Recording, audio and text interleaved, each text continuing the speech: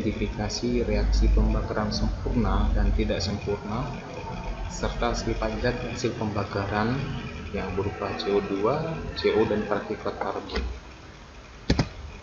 Baik, materi sebelumnya kita sudah membahas tentang pembagian senyawa. Senyawa ada dua, ada senyawa organik dan senyawa anorganik. Ilmuwan dulu membaginya berdasarkan sumber. Kalau senyawa organik berasal dari makhluk hidup, kalau anorganik berasal dari senyawa tak hidup.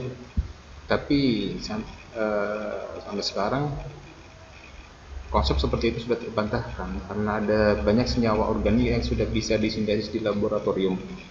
Nah, pada senyawa organik ini cirinya salah satunya adalah memiliki rantai karbon. Nah, dalam senyawa organik itu terkandung atom karbon, sehingga senyawa yang mengandung atom karbon tersebut dikatakan sebagai senyawa karbon. Sekarang bagaimana cara kita mengidentifikasi suatu senyawa itu mengandung karbon? Caranya kita bisa menggunakan prosedur seperti ini. Jadi di sini sampel yang akan kita uji. Di sini ada Bunsen. Kemudian ketika dipanaskan nanti ada dua zat gas ya. Yang pertama, gas pertama ini akan masuk, gas CO2 masuk ke sini. Kemudian di sini ada air kapur PaOH 2 kali atau CaOH 2 kali. Di sini mohon maaf, CaOH 2 kali air kapur. Nah, ketika gas CO2 bertemu dengan air kapur, yang tadinya air kapur jernih nantinya akan keruh karena di situ akan terbentuk kalsium karbonat yang keruh. Nah, ini mengidentifikasi CO2 hasil pemanasan senyawa karbon.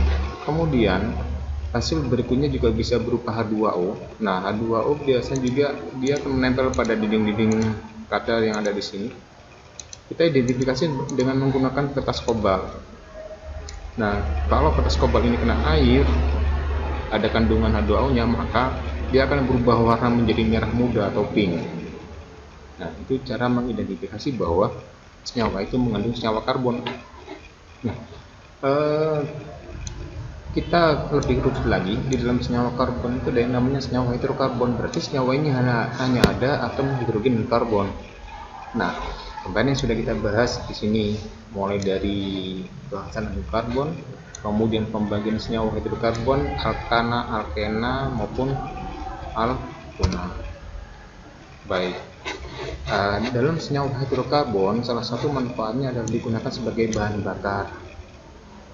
Bahan bakar di sini berupa bensin, di mana bensin ini kandungan utamanya adalah oktana. Masih ingat ya bahwasanya kualitas bahan bakar itu dilihat dari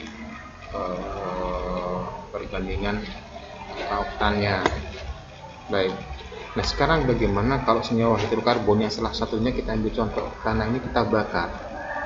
Namanya reaksi pembakaran. Pembakaran hidrokarbon kita ambil contoh C8H18 oktana. Jika pembakarannya menggunakan oksigen yang berlebih, yang jelas oktan tersebut akan habis, akan terbentuk 16 CO2 dan H2O. Itu pembakarannya dikatakan sebagai pembakaran yang sempurna, jadi oksigennya berlebih atau banyak.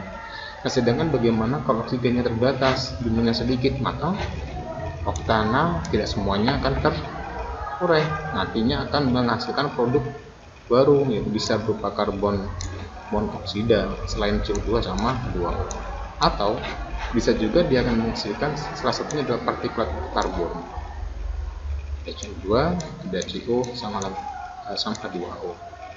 Nah, sekarang bagaimana hasilnya ini ketiganya ini, sifat-sifatnya? Kalau kita tahu sifat-sifatnya berarti kita harus tahu dampaknya. Yang pertama CO2, yang kita kenal CO2 ini merupakan gas yang sifatnya unipolar. Jadi adanya gas CO2 ini kerugiannya bisa sampai terjadinya pemanasan global atau global warming.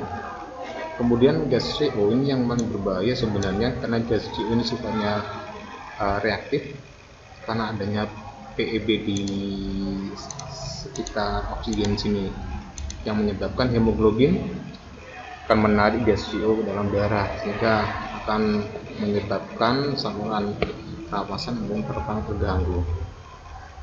Bagaimana dengan partikel karbon yang berupa jelaga? Tentunya kalau jelaga yang padat seperti ini, kalau kita hidup juga akan merusak alat pernapasan. Nah, ini kerugian dari ketiga partikulat hasil dari pembakaran senyawa hidrokarbon.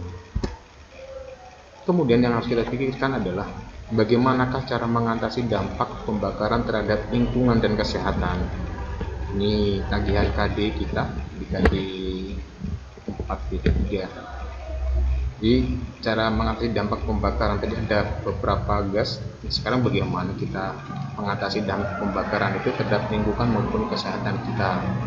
Nah, nanti kalian akan buat tugas dengan kode tugas 11.43. Buat gagasan berupa tulisan deskripsi 1 lembar tentang bagaimana cara mengatasi dampak pembakaran terhadap lingkungan dan kesehatan. Nah, tugas ini nanti bisa kalian konsultasikan lagi, konfirmasikan lagi sama guru pengajarnya. Dari saya cukup sekian. Terima kasih.